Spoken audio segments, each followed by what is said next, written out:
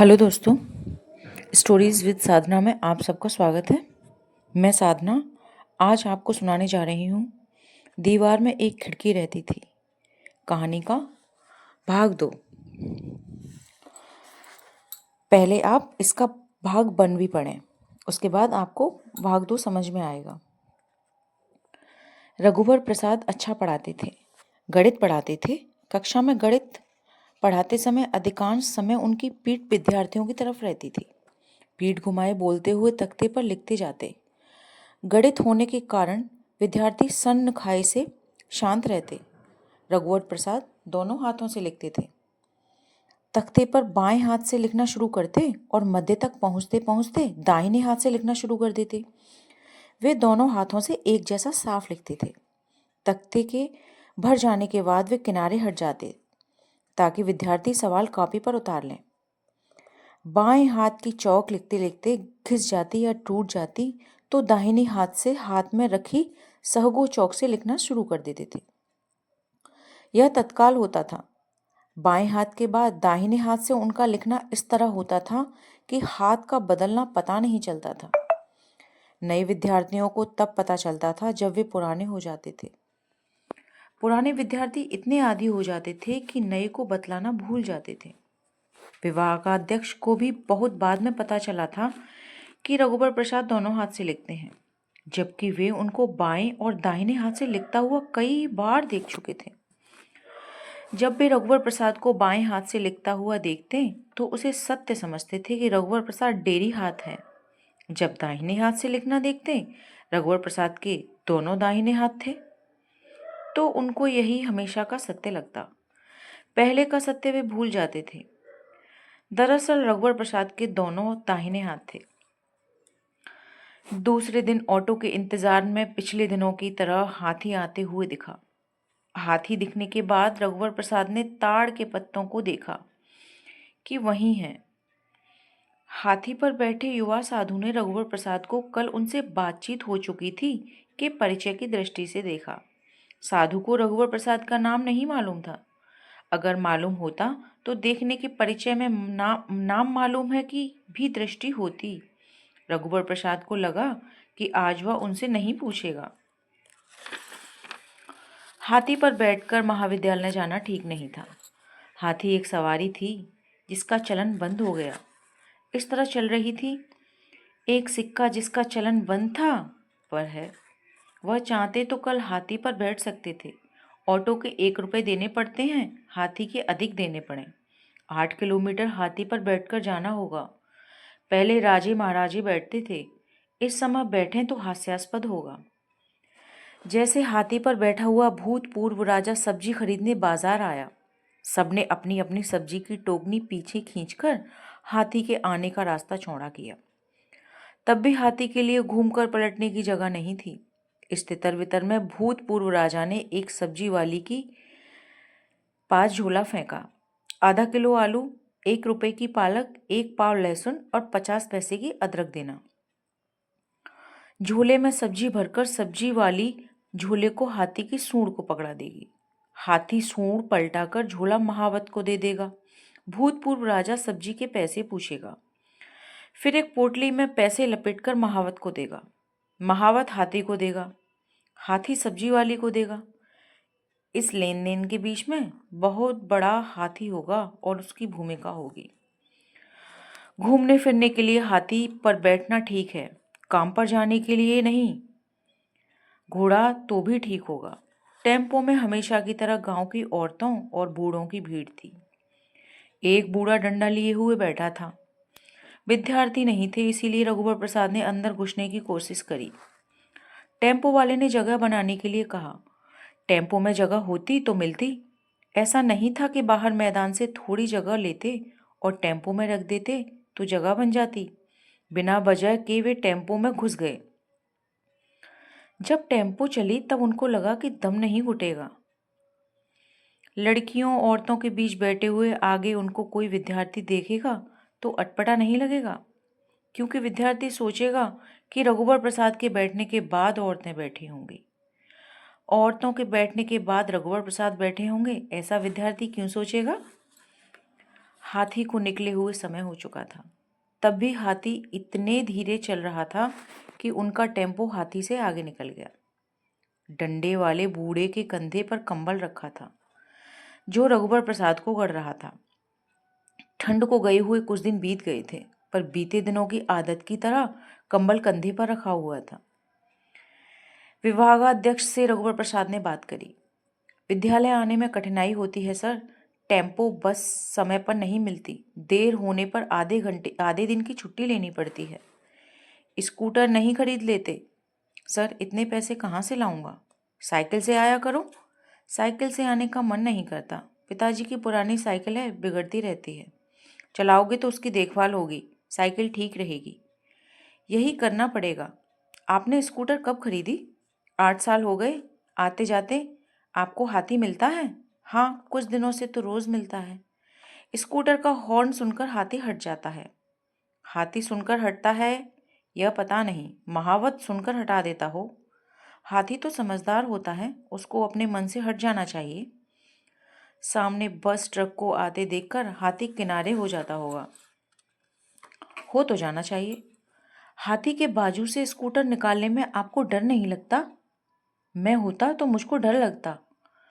डर लगता है, हाथी अपनी समझदारी और महावत की समझदारी के साथ साथ चलता है। दोनों की समझदारी में फर्क पड़ जाए तब मुश्किल होगी। यह भी हो सकता है कि महावत की गलती को हाथी संभाल ले। हाँ, महावत सही हो तो हाथी से गलती हो जाए। जी हाँ। हाथी के पास से निकलते समय मैं स्कूटर धीमी कर लेता हूँ, हाथी से दूर होकर निकलता हूँ कि अचानक वह घूम जाए तो उसकी सूंड की पहुँच की सीमा पर न रहूं। हाथी से आगे होते ही तुरंत गति बढ़ा देता हूँ। क्यों? इसीलिए कि हाथी इतना बड़ा होता है कि सूंड लंबी होती है कि सूंड बढ़ाकर पकड़ न ले। हंसते हुए विभागाध्यक्ष ने कहा। अच्छा बताइए, हाथी बैलगाड़ी से आगे निकल सकता है? स्कूटर से जाते हुए यह कैसे पता चलेगा? या तो हाथी पर बैठे रहो या बैलगाड़ी पर, तब पता चलेगा। फिर भी आप क्या सोचते हैं, हाथी बैलगाड़ी से आगे निकल जाएगा? मुझे भी यही लगता है। और साइकिल? साइकिल हाथी से आगे निकल जाएगी यदि हाथी पैदल चले तो। हाथी पैदल चले क्या मतलब? यदि न चले तो घोड़े पर चलेगा? नहीं सर, मैं कह रहा था कि हाथी दौड़ेगा तो साइकिल आगे ना निकल पाए। हाँ, आखिर हाथी दौड़ेगा तो पैदल ही। भैंस को भागते हुए देखे हो? तेज दौड़ती है। नहीं सर, भैंस उतनी तेज नहीं दौड़ती जितनी तेज दौड़ते हुए दिखती है। भारी भरकम होने के कारण उसका दौड़ना तेज लगता है। हाथी दौड़ से भैंस से पिछड़ जाएगा। हो सकता है, पर साइकिल हाथी से आगे निकल जाएगी। हाँ, साइकिल आगे निकल जाएगी। एक कुत्ता तक तो हाथी से आगे निकल जाता है। मालूम नहीं क्यों राजा महाराजा हाथी पर बैठते थे। ऊंचाई पर रहने और बैठने के कारण। और कोई ऊंची सवारी तो नहीं थी। ऊंट भी ऊंचा होता है हाथी से, क्या पता। जहाँ जो चीज होती है उसी का उपयोग होता है। धान होती है इसीलिए भात खाते हैं। किसान यहाँ गेहूं भी पैदा करते हैं, पर हाथी और ऊंट यहाँ पैदा नहीं होते। जी सर, रघुवर प्रसाद ने कहा। लौटते समय रघुवर प्रसाद विभागाध्यक्ष की स्कूटर पर पीछे बैठे। विभागाध्यक्ष ने ही स्कूटर में चलने के लिए कहा था। आज उन्होंने स्कूटर में हवा भरवाई थी। हवा ठीक है सर, रघुवर प्रसाद ने बैठने से पहले पूछा था। हाँ, बैठ जाऊं? हाँ, बैठ जाओ। स्कूटर चालू किए खड़ा हूं। तुमसे स्कूटर पर बैठने के लिए नहीं कहता तो तुम कल अपने लिए एक हाथी खरीद लेते। पेट्रोल भी बहुत महंगा है। यह पेट्रोल से चलने वाला हाथी है। रघुवर प्रसाद को आगे जाते हुए हाथी दिखा। वे विभागाध्यक्ष से कहना चाहते थे कि सर हाथी, पर नहीं कहा। विभागाध्यक्ष ने भी देखा होगा कि उन्होंने स्कूटर धीमा कर हाथी से दूरी बनाते हुए स्कूटर को आगे निकाला। रघुवर प्रसाद ने सिर घुमाकर बैठे हुए साधु को देखा। साधु ने हाथ उठाकर रघुवर प्रसाद को राम राम कहा। रघुवर प्रसाद वहीं उतर गए जहां वे ऑटो के लिए खड़े रहते थे। विभागाध्यक्ष सीधे निकल गए। रघुवर प्रसाद ने सोचा, जब शुरू की दुनिया धीमे चलती थी तब हाथी दुनिया के साथ डगमग चलता था। अब भी हाथी पहले जैसा धीमे चल रहा है। हाथी के साथ हाथी न होने पर हाथी के साथ दुनिया अभी भी थी। हाथी की इस दुनिया में रघुवर प्रसाद शामिल हो रहे थे। मार्च का शुरू का दिन था। तब भी अचानक पानी ऐसा गिर रहा था कि अगस्त का महीना लगने लगा। पानी की तेज बौछार से आम के बौर झर गए थे। बौर की खुशबू में गीलापन था। खाली समय में रघुवर प्रसाद विभागाध्यक्ष से बात करना चाहते थे। अगर पानी बंद नहीं हुआ तो बरसते पानी में कैसे लौटा जाएगा? ऑटो के लिए भीगते खड़े रहना पड़ता। रघुवर प्रसाद के पास छत्ता बरसाती नहीं था। रघुवर स्कूटर के पीछे छत्ता लेकर बैठने से छत्ता उलटकर टूट जाता। दूसरे का छत्ता लेकर स्कूटर पर जाना ठीक नहीं था। बरसाती पहनकर स्कूटर पर बैठा जा सकता था। हाथी पर भी छत्ता लगाकर बैठा जा सकता था। झालरदार छत्ता हौदे से बंधा हुआ इसीलिए होता हो कि धूप बरसात से बचत हो। सर, एक बात पूछूं? रघुवर प्रसाद ने कहा। विभागाध्यक्ष काम कर रहे थे, पर हाथी के बारे में नहीं। विभागाध्यक्ष ने कहा। जी हाँ, रघुवर प्रसाद ने कहा। वे चुप हो गए। गणित विभाग में 2 शिक्षक थे, रघुवर प्रसाद और विभागाध्यक्ष। विद्यालय को खुले तीसरा साल था। तीनों साल के कुल 38 विद्यार्थी थे। प्रथम वर्ष में 18 विद्यार्थी भर्ती हुए थे। तीसरे वर्ष की कक्षा में केवल 9 विद्यार्थी थे। सर, हाथी के बारे में तो नहीं पूछ रहे हो? जी, दूसरे जानवर के बारे में। पूछिए। विभागाध्यक्ष ने सोचा हाथी के बदले जानवर के बारे में पूछने से मना करना था। हाथी उसमें अपने आप शामिल हो जाता। सर, कांजी हाउस में भालू को रख सकते हैं? विभागाध्यक्ष को शक हुआ कि रघुवर प्रसाद को काले जानवरों से अधिक लगाव है, जैसे हाथी, भालू, भैंस इत्यादि। आवारा गाय गोरू को कांजी हाउस में रखते हैं, भालू को? भालू जंगल में रहता है। जंगल का भालू आवारा भालू नहीं होगा। गाय गोरू जिसको देखने सुनने वाला कोई नहीं। खड़ी फसल चरने लगे, नुकसान करे तो उसको कांजी हाउस में बंद कर सकते हैं। जिसकी गाय होती है वह दंड देकर छुड़ा ले जाता है। जंगल में निकलकर भालू खेत में आ जाए तो भालू आवारा नहीं हो जाएगा? खेत में आएगा तो भी आवारा नहीं होगा। गांव में आ जाएगा तो? भालू कहीं भी आ जाए जंगली रहेगा। आदमी लोगों को भालू नुकसान पहुंचाए और पकड़ में आ जाए तो कांजी हाउस में दे सकते हैं। अरे, कांजी हाउस में तो भालू को खिलाएंगे क्या? उसको दंड देकर कौन छुड़ाएगा? भालू को जंगल विभाग को दे सकते हैं कि वापस जंगल में छोड़ दो या चिड़ियाघर में। जंगल विभाग भालू को दूर घने जंगल में छोड़ सकता है। सर, कांजी हाउस में गाय बैल को लेने कोई ना आए तो क्या करेंगे? नीलामी कर देंगे। भालू की नीलामी करें तो सर्कस वाले, भालू नचाने वाले खरीद सकते हैं। भालू को नचाने वाले कितने मिलेंगे? 8-10 तो इकट्ठे हो जाएंगे। अच्छा, कल किसी एक को तो ढूंढ कर लाना। मुझको तो लगता है गिने चुने 2-4 लोग घूम घूम कर भालू नचाते फिरते हैं। 2-4 भी नहीं, एक होगा। वही एक सारी दुनिया में घूमता है। अपनी बस्ती में भालू नचाने वाला एक भी आदमी नहीं है। अगर होगा तो वह भालू के साथ रहता होगा। भालू पालतू जानवर नहीं है, जंगली जानवर है। पालतू जानवर की जगह नीलामी करेंगे, जंगली जानवर को जंगल भेज देंगे, समझे? समझ आ गया। पर सर, गाय एक समय पालतू नहीं रही होगी, वह भी जंगली जानवर होगी। मनुष्य जंगली था, भालू भी धीरे धीरे पालतू हो जाता। नहीं, ऐसा नहीं है। भालू पालतू जानवर नहीं है। सर, हाथी पालतू जानवर हो गया है, रघुवर प्रसाद ने कहा। तुम छत्ता लाए हो? विभागाध्यक्ष ने पूछा। छत्ता किसी से मांग लूंगा, पैदल जाऊंगा।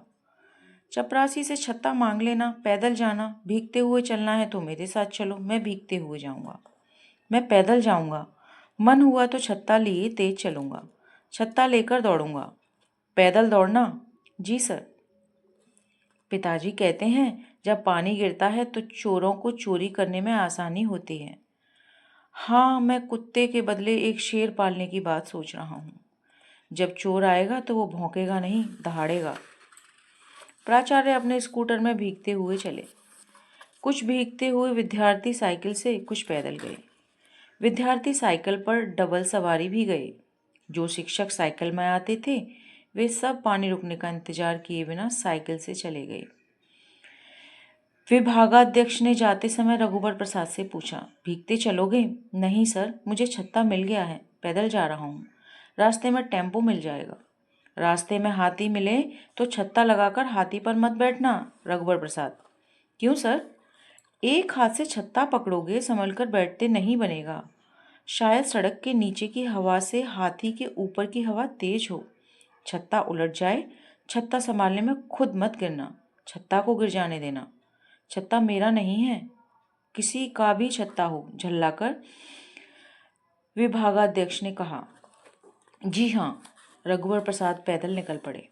पानी कम हुआ, फिर भी तेज था। शहर की ओर से गांव की सवारी से लदा टेम्पो आकर चला गया। यही टेम्पो लौटेगा तब शायद मिल जाए। टेम्पो नवा गांव तक जाता था। जोरा गांव से लगा महाविद्यालय था। इस गांव में दाऊ की लंबी चौड़ी देहरी थी जो महाविद्यालय को दान दे दी गई थी। महाविद्यालय की दालान की दीवारों में बड़े बड़े आले बने थे। कमरे की भी दीवारों में आले थे। दालान में छानी को सहारा देने लाइन से पत्थर पर लकड़ी के खंभे थे। लकड़ी के खंभे बिल्ली, दरवाजे और खिड़की के पल्ले अलसी के तेल से चिपुड़े, काले और चमकदार थे। जमाने से इनको अलसी का तेल लगाकर चमकाया जाता था। तेल के कारण इनमें धूल की परत जमती थी। यह परत इतनी कड़ी हो जाती थी कि लकड़ी का हिस्सा लगती थी। धूल की जमी परत प्राकृतिक बारीक नक्काशी लगती थी। दरवाजे में पीतल और लोहे के मोटे मोटे फुल्ली खीला लगे थे। साथ में लगे पीतल के फूल लोहे के खीलों की तरह काले पड़ गए थे। सभी दरवाजे नव बेड़ियां थे, भारी और मजबूत। बरामदे में दीवार के नीचे गेरू की डिजाइन की पट्टी बनी थी। प्राचार्य के दरवाजे के आजू बाजू की दीवार में नीले रंग के मोर बने थे। उसमें कहीं कहीं लाल रंग के छींटे थे। कार्यालय के कमरे के दरवाजे के पास गणेश जी बने थे। गणित विभाग के कमरे में अंदर एक पक्षी बना था। आश्चर्य था कि हाथी कहीं नहीं बना था। कक्षाओं के लिए अनेक कमरे खाली थे। एक खाली कमरे की दीवार में हाथ के 18 छप्पे बने थे। खिड़कियां छोटी थीं, सलाखों की जगह बांस ठोक दिए गए थे। महाविद्यालय का फर्श गोबर से लिपा पुता था। 3 कक्षाओं में बेंचें रखी थी और एक एक टेबल। कुर्सी नहीं थी, कुर्सी की कमी थी। 11 कमरे थे। 3 कमरों में पढ़ाई होती थी, एक कमरे में प्राचार्य बैठते थे।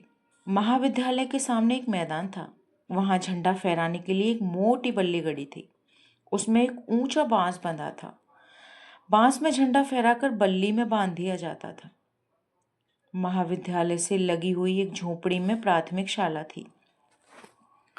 माध्यमिक स्कूल गांव में नहीं था। इसी गांव और पास के शहर के लिए एक अतिरिक्त महाविद्यालय था। शहर के अंदर भी एक महाविद्यालय था। वहां 125 लड़कों का जमघट था। प्राथमिक स्कूल के शिक्षक महाविद्यालय के शिक्षक का बहुत आदर करते थे। गांव वालों का कहना था कि महाविद्यालय के इतने कमरे खाली हैं, उसी में प्राथमिक स्कूल लग जाता तो ठीक था। प्राचार्य और कमेटी के लोगों को ऐतराज नहीं था, परंतु एक दिक्कत थी। स्कूल के बच्चों का हल्ला बहुत होता था। स्कूल के शिक्षकों का कहना था कि वे बिना हल्ला किए पढ़ाएंगे और पढ़ाते समय खिड़की दरवाजे बंद कर लेंगे।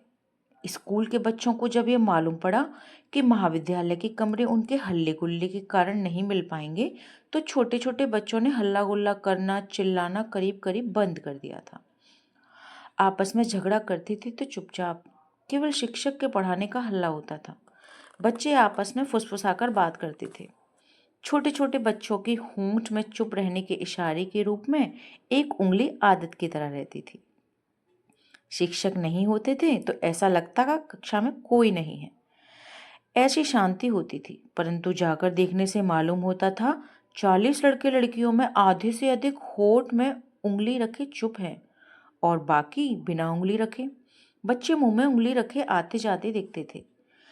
महाविद्यालय के सामने एक हैंडपंप था।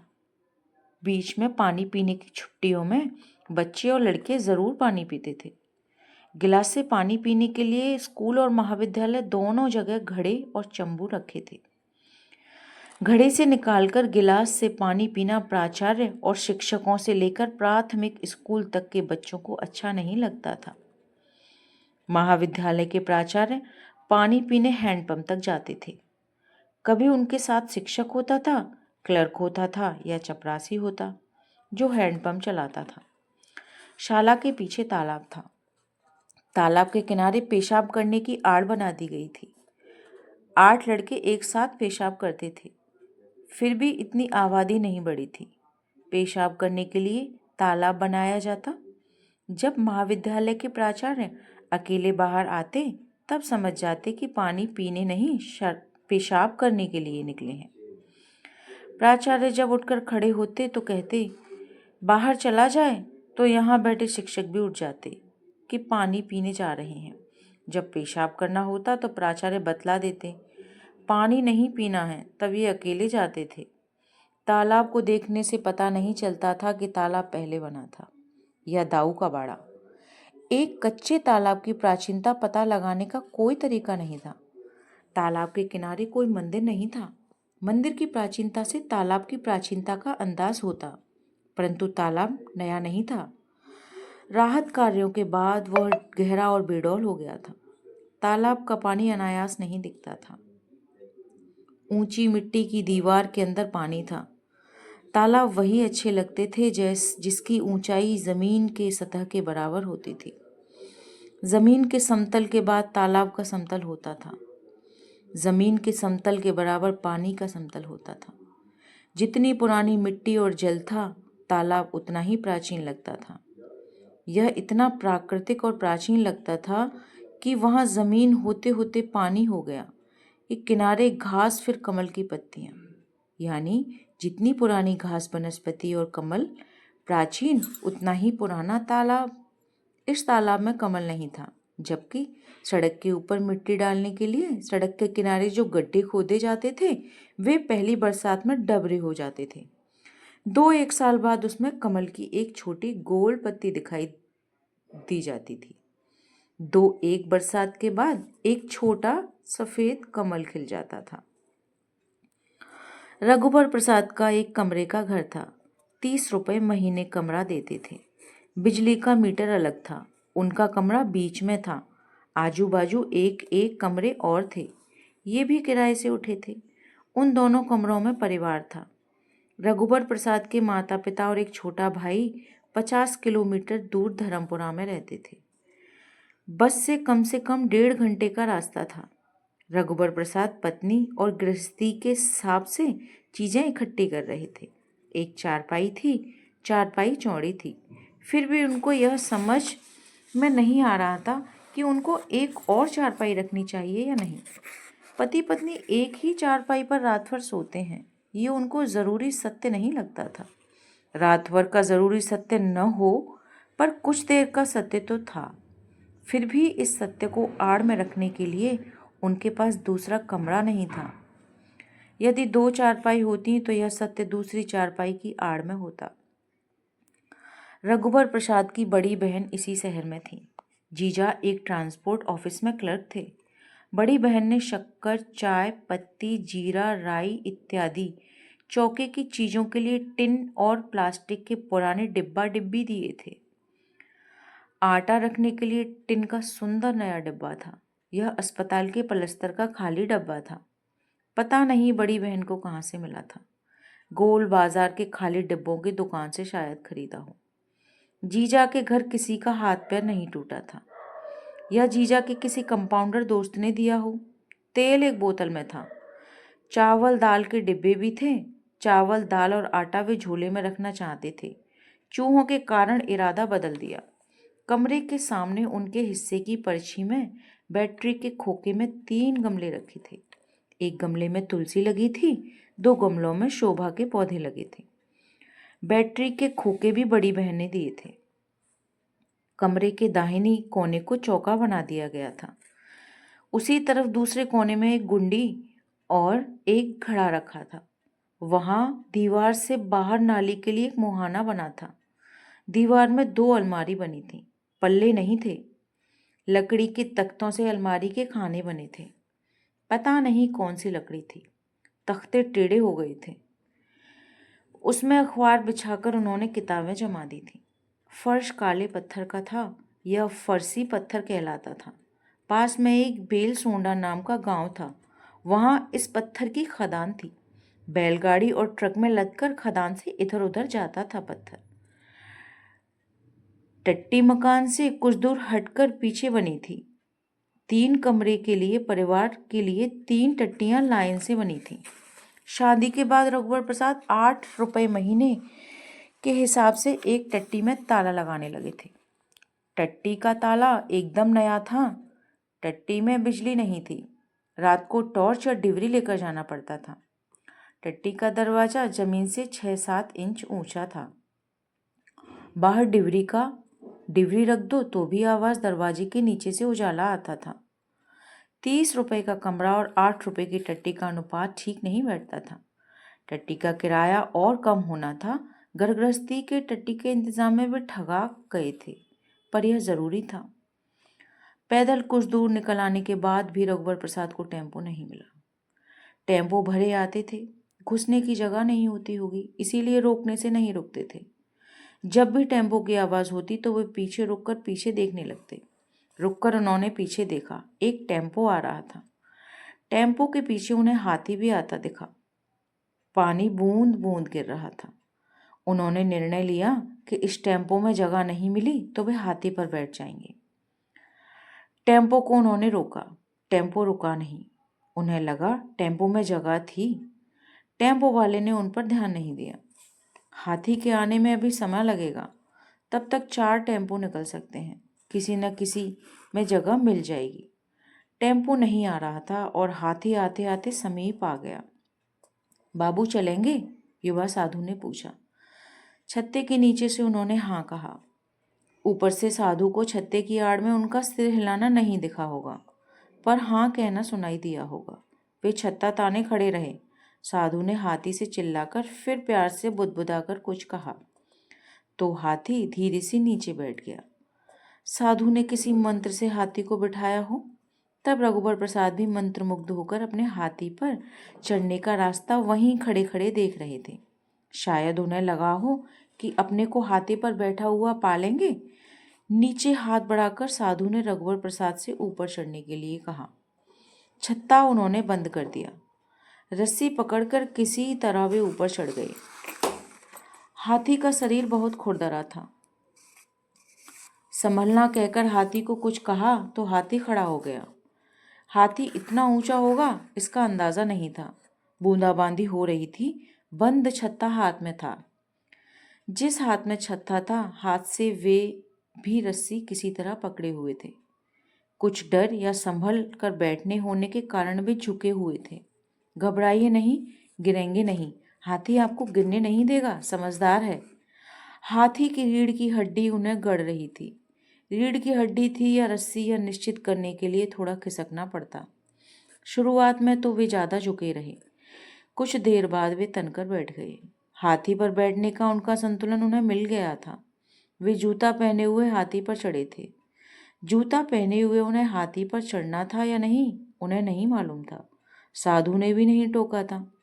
घर किधर है? ऑटो वाली जगह पहुंचकर साधु ने पूछा। इधर, उन्होंने बताया। घर उन्हें दिखने लगा था। उन्हें लगा घर के सामने कुछ चहल पहल है, औरतें दिख रही हैं, पास पड़ोस से नजर आ रही थीं। छोटे छोटे बच्चे खेल रहे थे। ढोलक और मजीरे के साथ गवनई सुनाई दे रही थी। शायद उनके घर में उनका दिल धड़कने लगा। दिल जितनी जोर से धड़क रहा था, हाथी के ऊपर नीचे से कारण उतना नहीं था।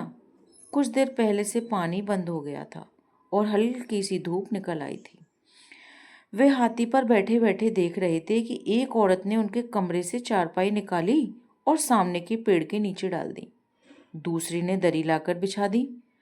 शायद पिता थे। पड़ोस के कमरे से निकलकर वे चारपाई पर बैठे, फिर लेट गए। उठकर उन्होंने खटिया पेड़ के नीचे से सरकाई। फिर वे लेट गए। हवा चलने से पत्तियों से पानी टपकता होगा। बच्चों को दूर से हाथी दिखा। वे चिल्लाने लगे। पिता उठकर बैठ गए। उन्हें यह थोड़ी समझ में आ रहा था कि हाथी पर उनका रघुबर प्रसाद बैठा है। सामने औरतें बच्चे इकट्ठे हो गए। वही घर है, उनके मुंह से निकला। कुछ उत्सव है क्या? नहीं, गांव से पिताजी आए हैं।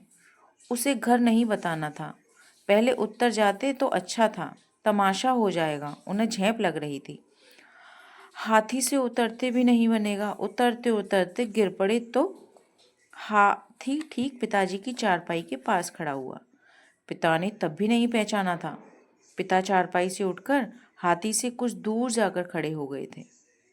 चारपाई को भी उन्होंने हटा लिया था। तभी उन्होंने पहचाना कि हाथी पर उनका बेटा है। पड़ोस की औरतों बच्चों ने भी पहचान लिया। एक औरत ने चिल्लाकर कहा, अरे, रघुवर प्रसाद हाथी से आया है। बच्चे हो चिल्लाने लगे। अंदर पत्नी होगी तो उसने भी सुना होगा। शायद उस औरत ने पत्नी को सुनाने के लिए ही चिल्लाया हो। पत्नी का जी धक से किया होगा। एक क्षण को भी उसका भी मन रघुवर प्रसाद को हाथी से आया देख लेने का हुआ होगा। हाथी पर बैठकर आना खुशी की बात तो होती होगी, थोड़ी बहुत शान भी होती होगी। साधु ने रघुवर प्रसाद के उतरने के लिए हाथी को नीचे बिठाया। रघुवर प्रसाद हाथी से संभल कर उतरे। उन्होंने 1 रुपए का सिक्का निकाला। तब तक हाथी खड़ा हो गया था। सिक्का देखकर साधु ने मुस्कुराकर कहा, हाथी को दे दीजिए। हाथी को सिक्का कैसे दें? यह वे हथेली फैलाए ठीक से सोच भी नहीं पाए थे कि हाथी ने हथेली पर से सिक्के को सूंड से उठाकर साधु को दे दिया। अच्छा, कल मिलेंगे, मित्रवत हाथी सवार ने कहा। अच्छा, धीरे से रघुवर प्रसाद ने कहा। हाथी के जाने से एक बड़ी सी जगह निकल आई थी। यह तो था कि हाथी आगे आगे निकल जाता था और पीछे हाथी की खाली जगह छूटती जाती थी। जाते हुए हाथी को उंगली से छूने का मन रघुवर प्रसाद को हुआ। हाथी के हटते ही दरवाजे के पास खड़ी औरतों में उन्होंने पत्नी को एक झलक ढूंढा और फिर पिताजी के पैर छुए। पत्नी उन्हें नहीं दिखी। पड़ोस की औरतें कमरे में थी, इसीलिए विश्वास था कि कमरे में होगी। हो सकता है माँ हो, पत्नी ना आई हो। माँ से मिलने औरतें आई हों, पर गवनई क्यों होंगी? क्या पत्नी नहीं आई होगी? उनका मन स्थिर नहीं था। वे हाथी से उतर गए थे, पर मन अचानक घुड़सवारी करने का लगने लगा था, जो पत्नी के आने और ना आने की तरफ दौड़ता रहता था। कहीं रुकता नहीं था, न तो आने पर रुकता था और न ही जाने पर। पिता ने रघुवर प्रसाद को बहुत मन से आशीर्वाद दिया था। हाथी वाले को चाय नहीं पिला देते? याद नहीं रही, कल पिला देना। पिता ने सोचा होगा कि वह महाविद्यालय आना जाना हाथी से करता है। कितनी देर से हो गई आए हुए? रघुवर प्रसाद ने पूछा। 1-2 घंटा ही हुआ होगा। पड़ोसियों को मालूम पड़ा तो ढोलक लेकर गवनई करने लगी। बहू अंदर है, बहू को पहुंचाने आया था। तुमको छुट्टी तो मिलती नहीं। तुम्हारी माँ पीछे पड़ी थी, बहू को पहुंचा दो। बहू का मन नहीं लग रहा है, उदास रहती थी। उसे अपने माता पिता की याद आ रही होगी। धीरे से संकोच से उन्होंने कहा। यह पिता ने नहीं सुना। घर पैसे थोड़ा ज़्यादा भेज दिया करो। छोटू की बीमारी में इस बार पैसा खर्च हो गए।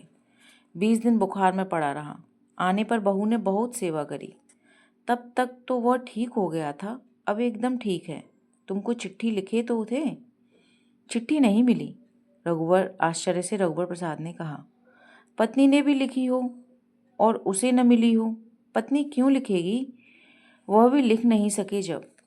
कितने दिन पहले लिखे थे? कुछ दिन हो गए। महाविद्यालय के पते से तो नहीं भेजे, घर के पते से भेजे थे। पोस्टमैन से पूछूंगा। पूछते रहने से वह चिट्ठी देना भूलेगा नहीं। अच्छा, मुंह हाथ धो लो, चाय पी लो, थके हो गए, पिता ने कहा। अम्मा नहीं आई? कैसे आती, वहाँ कौन देखता। आपने चाय पी? हाँ, पी ली। देखो कप खटिया के नीचे दरा है, कप ले जाना, इसी में धो के पी लेना। ज़्यादा कप बसी नहीं निकाला करो, टूट जाती है। जी हाँ, ज़्यादा कप बसी नहीं थी। यही एक कप बसी थी जिसे रघुवर प्रसाद ने उठाया था। कप उठाते उठाते रघुवर प्रसाद ने कमरे की तरफ देखा। कमरे के अंदर देहरी के पास उन्होंने कप रख दिया। स्टोव के जलने की गंध थी। उनके कप रखते ही एक लड़की ने कप उठाया और उसे धोने गुंडी की तरफ कोने में चली गई। रघुवर प्रसाद जूता उतारने सीढ़ी की तरफ इस तरह बैठ गए कि वे अंदर से नजर आए। स्टोव पत्नी के सामने रखा होगा। कोने से किसी औरत ने स्टोव उठाया होगा और कहा होगा, अब रघुवर प्रसाद के लिए चाय बनाओ। एक लड़की चाय के लिए गुंडी से पानी लेकर आई होगी। किसी ने छन्नी दिया होगा, किसी ने शक्कर, चाय पत्ती पत्नी के पास सरका दी होगी। रघुवर प्रसाद जूता उतारकर पिता के पास बैठ गए। अम्मा ठीक है? ठीक है, हर बार खाते समय एक ठसका ज़रूर लगता है, खांसते खांसते बेदम हो जाती है। डॉक्टर को बताए थे? होम्योपैथी वाले को दिखाते रहते हैं। होम्योपैथी की दवा भी महंगी हो गई है। एक छोटी शीशी 5 रुपए की, हफ्ता भर दवाई चलती है। एक छोटी लड़की बहुत धीरे धीरे कदम रखते हुए कि चाय न छलके, जैसे रस्सी पर चल रही हो, रघुवर प्रसाद को आते दिखी। उसी के लिए चाय होगी। वे आगे बढ़े और लड़की के हाथ से कप ले लिया। जिसके लिए जा रही थी पहले वही छीन कर ले गई। इस तरह लड़की ने रघुवर प्रसाद को देखा और दुखी होकर लेट गई। चाय और पिएंगे? नहीं। जब आए होंगे तो कमरे में ताला बंद होगा। रघुवर प्रसाद को चाय पीते पीते याद आया कि ताला बंद था। ताला कैसे खुला होगा? तुम एक चाबी दे गए थे ना? अच्छा हुआ वही ताला लगाया था। दूसरा ताला लगता तो परेशानी होती। क्या परेशानी होती? पड़ोसी अच्छे हैं, तुम्हारे आने तक वहीं रहते। तुम्हारे पास तो एक ही ताला था।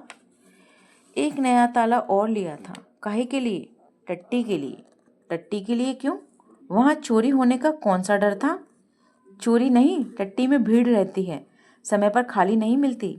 अरे इतना बड़ा मैदान तो है, खेत है। जी। टट्टी का ताला तुम निकाल कर रख लेना। एक ताला मैं ले जाऊंगा, पैरा कोटा में लगाऊंगा। पैरा चोरी चला जाता है, बड़ी मुश्किल से एक गाय का चारा जुट पाता है। टट्टी किराए से ली है। टट्टी किराए से? टट्टी तो थी, कोई मनाही थोड़ी थी। कल एक नहानी घर किराए से ले लेना, एक चौका किराए से ले लेना, सब गुजारा करना पड़ता है। तुम्हारी तनख्वाह तो किराए में चली जाती है, घर क्या भेजोगे? रघुवर प्रसाद ने सोचा, पिता टट्टी का किराया न पूछ लें, इसीलिए तुरंत कहा, बस में कोई तकलीफ तो नहीं हुई थी ना? नहीं। रघुवर प्रसाद को पिता कमज़ोर लग रहे थे। पिता से तबीयत के बारे में पूछेंगे तो अपनी सब बीमारियां बतलाने लगेंगे। तब रघुवर प्रसाद को घबराहट होने लगती थी। उसका वेतन अच्छा होता तो वह बताता कि एक पुत्र अपने पिता की किस तरह परवाह करता है। पिता की छोटी छोटी अपेक्षाओं के सामने वह असहाय हो जाता था कि वह अच्छा पुत्र नहीं समझा जा रहा है। अपनी असहायता से अब तक पिता साथ देते आए थे। पिता की असहायता में वह पिता का सहारा कैसे बनेगा? यही न कि पिता को 200 रुपये की ज़रूरत है तो बेटे की सहायता के लिए पिता ज़रूरत को किसी तरह 150 रुपये तक सीमित कर दे। महाविद्यालय के पास घर मिल जाए तो एक बड़ा घर ले लें, आने जाने का पैसा बचेगा। दोस्तों, कहानी का तीसरा भाग हम आगे बनाएंगे। आपको कहानी अच्छी लगी तो आप कमेंट करके ज़रूर बताइए, और अब आप कौन सी कहानी सुनना चाहते हैं ये भी बताइए। धन्यवाद।